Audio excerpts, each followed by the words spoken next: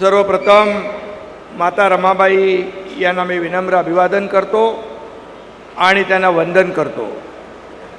आजच्या या महत्त्वाकांक्षी प्रकल्पाला उपस्थित राज्याचे लोकप्रिय मुख्यमंत्री देवेंद्र फडणवीस साहेब, आमचे सहकारी उपमुख्यमंत्री अजितदादा पवार, मंत्री मंगलप्रभात लोढा, सांस्कृतिक मंत्री आशिष शेलारजी, आमचे गृहनिर्माण राज्यमंत्री पंकज भोयर, आमदार पराग शाह, मीर कोटेचा, आमदार राम कदम, संजय मुखर्जी, महेंद्र कल्याणकर, नवीन सोना आणि ज्याने या प्रकल्पासाठी पहिल्या दिवसापासून मेहनत घेतली ते माजी नगरसेवक आणि या सोसायटीचे मार्गदर्शक परमेश्वर कदम,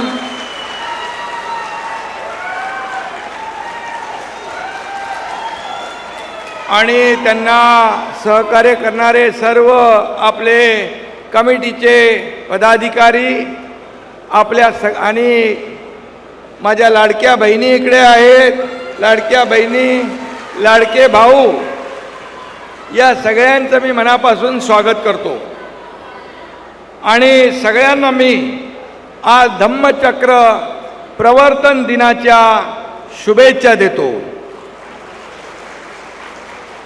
खरं म्हणजे धम्मचक्र प्रवर्तन दिनाच्या दिवशी मुख्यमंत्री महोदय बैठकीमध्ये या कमिटीने इच्छा व्यक्त केली होती, भूमिपूजन धम्मचक्र प्रवर्तन दिनाच्या दिवशी झालं तर खूप त्याचा आम्हाला या ठिकाणी आनंद होईल आणि यासाठी मी मुखर्जी आणि कल्याणकर या दोघांचे मनापासून अभिनंदन करतो की त्यांनी तो योग घडवून आणला आणि आज याचं भूमिपूजन होतं आहे।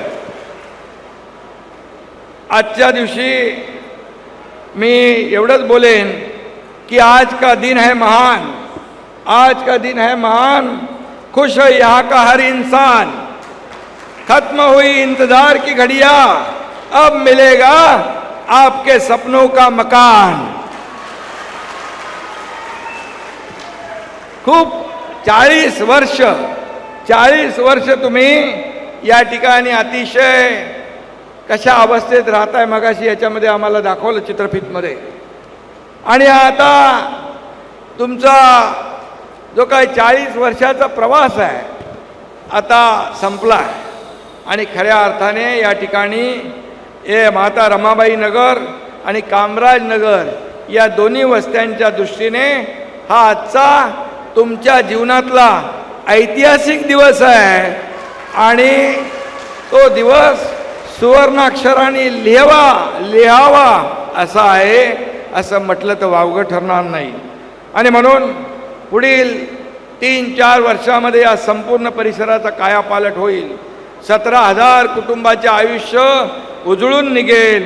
पुढल्या आठवड्यात दिवाळी आहे, परंतु तुमची इथल्या रहिवाशांच्या आयुष्यातली आजच खरी दिवाळी या ठिकाणी होते असं म्हटलं तर वावगं ठरणार नाही। आणि म्हणून माझ्या सर्व या ठिकाणी राहणाऱ्या रहिवाशांना खूप खूप शुभेच्छा।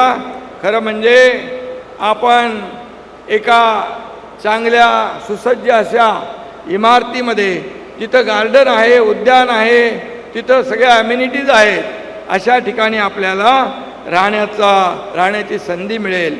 मी आपल्याला एवढंच सांगतो, ही क्लस्टर योजना गेल्या 15 वर्षापासून याचा प्रयत्न सुरू आहे। मला वाटतं त्या काळामध्ये मुख्यमंत्री पृथ्वीराज चव्हाण होते आणि तिथून सुरुवात झाली, परंतु खऱ्या अर्थाने त्यांनी देखील म्हटलं हे अनधिकृत चाळी इमारती क्लस्टरमध्ये कशा जाऊ शकतात। मग जेव्हा मुख्यमंत्री देवेंद्रजी आले त्यावेळेस याला खऱ्या अर्थाने चालना मिळाली आणि त्याच्यामध्ये असलेल्या काही त्रुटी आहेत त्या दूर केल्या आणि मी मुख्यमंत्री झाल्यानंतर यामध्ये आपण क्लस्टरला खऱ्या अर्थाने पुढं नेलं आणि जॉईंट व्हेंचर ही आपण योजना सुरू केली।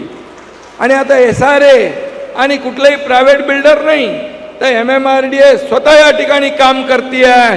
त्यामुळे तुम्हाला खात्री आहे की मलाही खात्री आहे, आम्हाला सगळ्यांना विश्वास आहे, वेळेमध्ये चांगल्या दर्जाचं चांगलं घर आपल्याला मिळेल हा शब्द या ठिकाणी मी देऊ इच्छितो।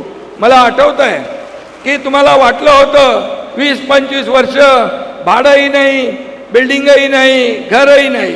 पण मी जेव्हा मुख्यमंत्री होतो तेव्हा इथं आलो होतो चेक वाटायला. 150 कोटी रुपयाचे मुख्यमंत्री महोदय, आपण 150 कोटी रुपयाचे यांना भाड्याचं चेक दिले. तेव्हापासून त्यांना विश्वास वाटला की बाबा आमची आता घरं होतील. आणि म्हणून आजचा दिवस जो आहे तुमच्या मार्गदर्शनाखाली आणि तुमच्या शुभ हस्ते याचा श्री गणेशा झालेला आहे. मला वाटतं MMRDA, SRA हे काम लवकरात लवकर पुढे नेईल आणि सगळ्यांना घरं मिळतील. मला आठवत आहे की हिंदुहृदय सम्राट बाळासाहेब ठाकरे यांनी स्वप्न पाहिलं होतं या मुंबईतल्या 40 लाख लोकांना मोफत घरं देण्याचं. पण त्यावेळेस कुणाला वाटलं नाही काय होईल. परंतु खऱ्या अर्थाने मागे काय झालं ते जाऊ द्या, परंतु महायुतीच्या सरकारमध्ये याला चालना मिळाली. जेव्हा मुख्यमंत्री देवेंद्रजी अगोदर होते तेव्हाही, पण नंतरच्या काळात हे सगळं बंद झालं. मग पुन्हा महायुतीचं सरकार आलं 2022ला आणि त्याला खऱ्या अर्थाने या ठिकाणी वेग आला. आणि आपण मुंबईमध्ये, मुंबई MMR मध्ये क्लस्टरच्या माध्यमातून अशा मोठ्या इमारती उभ्या करतोय. लोकांचं जीवनमान बदलून जाईल, लोकांना चांगल्या सोयीसुविधा मिळतील. किती दिवस खितपत आपण राहायचं. आणि म्हणून शासनाने भूमिका घेतली की हे सर्व पुनर्विकास प्रकल्प जे आहेत हे पूर्णपणे या ठिकाणी जॉईंट व्हेंचरच्या माध्यमातून होतील. मी एवढंच सांगतो, हा पुनर्विकासाची सुरुवात आहे. हे तर फक्त हा ट्रेलर आहे, पिक्चर अभी बाकी आहे. मुंबईमध्ये खूप मोठ्या प्रमाणावर आपल्याला या ठिकाणी योजना राबवायच्या आहेत. रखडलेले प्रकल्प जे आहेत ते म्हाडा आहे, SRA आहे, BMC आहे, MMRDA आहे, सिडको आहे, MIDC आहे. अशा सर्व आपल्या सरकारी प्राधिकरणाच्या मदतीने आपण पुढे नेणार आहोत. आणि म्हणून SRAचं जे काही धोरण आपण केलेलं आहे या धोरणामध्ये देखील परवडणारी घरं, परवडणारी भाड्याची घरं, नोकरदार आमच्या माता भगिनींसाठी घरं, या ठिकाणी स्टुडंट हॉस्टेल असेल, गिरणी कामगारांसाठी घरं, पोलिसांसाठी घरं, गोर गरीब जनतेसाठी घरं देण्याचा निर्णय आपल्या सरकारने घेतला आहे. काही घरं BDD वगैरे चाळीची घरं दिली सुद्धा. आणि म्हणून वेगवान असं या ठिकाणी आपण काम करतोय.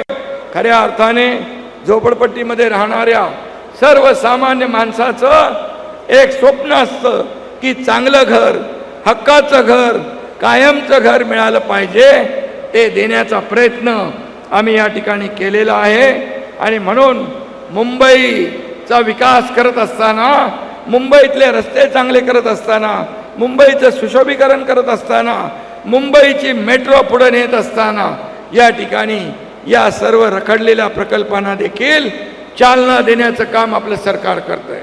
आदरणीय देशाचे प्रधानमंत्री नरेंद्र मोदीजी यांची पंतप्रधान आवास योजना, सर्वांसाठी घरं, त्यांनी 2 कोटी घरांचा संकल्प केला आहे.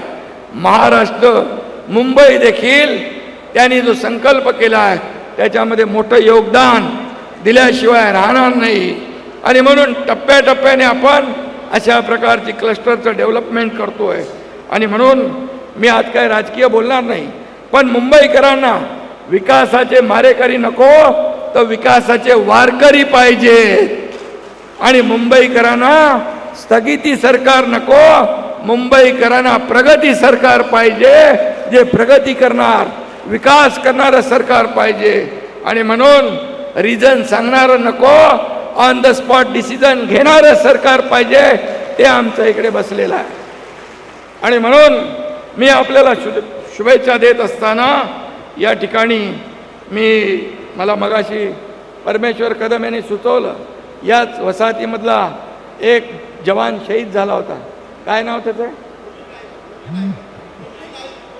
मुरली नाईक. मुरली नाईक हा देशाची सेवा करताना शहीद झाला. आणि म्हणून आपण ठरवलंय की त्याच्या परिवाराचं देखील पुढे व्यवस्थित सगळं परिवाराला सहकार्य झालं पाहिजे.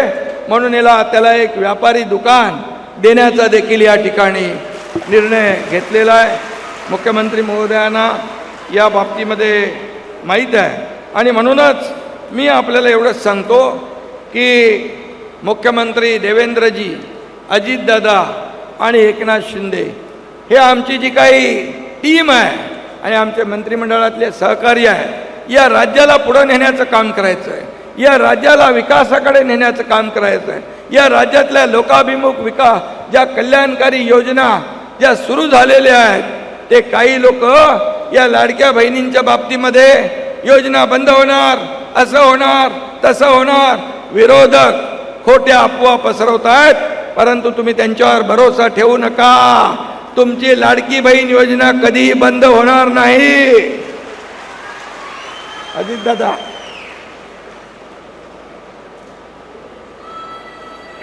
आणि म्हणून आम्ही जे बोललोय ते आम्ही करणार. आता मुख्यमंत्री महोदयांच्या मार्गदर्शनाखाली जे पूर परिस्थितीमध्ये शेतकरी संकटात होते, त्यांच्या बांधावर पण आम्ही लोक गेलो आणि 32,000 कोटीचं पॅकेज देण्याचा निर्णय आपल्या सरकारने घेतलाय. शेतकऱ्यांच्या मागे उभं राहण्याचं काम आपण करतोय. आणि म्हणून मी पुन्हा एकदा आपल्याला सगळ्यांना शुभेच्छा देतो. जाता जाता एवढंच सांगतो, सागराचं पाणी कधी आटणार नाही, सागराचं पाणी कधी आटणार नाही, भीमाची आठवण कधी मिटणार नाही. अरे एकच जन्म काय, 1000 जन्म घेतले तरी आपल्याकडून बाबासाहेबांचे उपकार कधी फिटणार नाही.